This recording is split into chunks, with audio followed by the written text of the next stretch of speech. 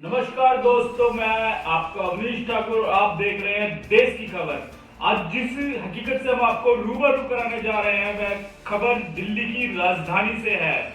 आज हम बात कर रहे हैं एक ऐसी सच्चाई की जो देश की राजधानी से सामने आ रही है और हर माता पिता को सोचने में मजबूर कर देती है।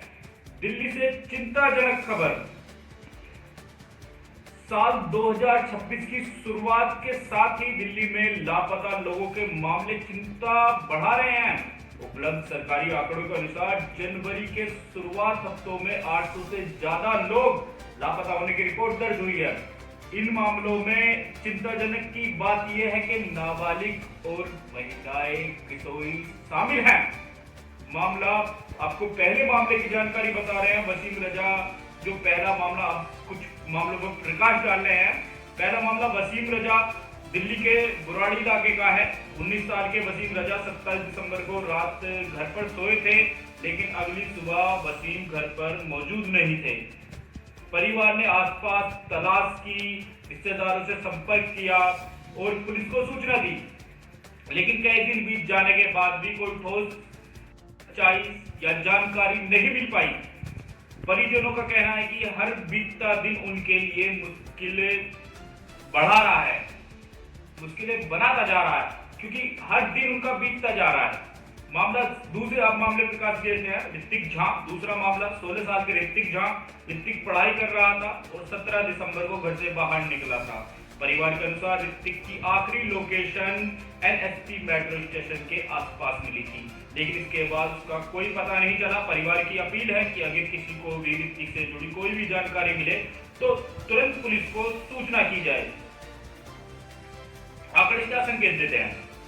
दिल्ली पुलिस से जुड़े उपलब्ध आंकड़ों के मुताबिक 2026 की शुरुआत में दर्ज मामलों की अब तक कुछ लोगों को ही ट्रेस किया जा सका है, जबकि सैकड़ों लोग अब भी लापता हैं। इनमें से नाबालिग को प्रतिशत काफी अधिक बताया जा रहा है, जो एक गंभीर सामाजिक सवाल खड़ा करता है। चिंता क्यों जरूरी है? विशेषज्ञों का मानना है कि हर गुमशुदगी का मामला अपराध से जुड़ा है, यह जरूरी नहीं, लेकिन यह भी उतना ही जरूरी है कि किसी भी मामले को हल्के में ना लिया जाए। परिवार, समाज, सिस्टम, तीनों की सतर्कता यहाँ बेहद अहम हो जाती है।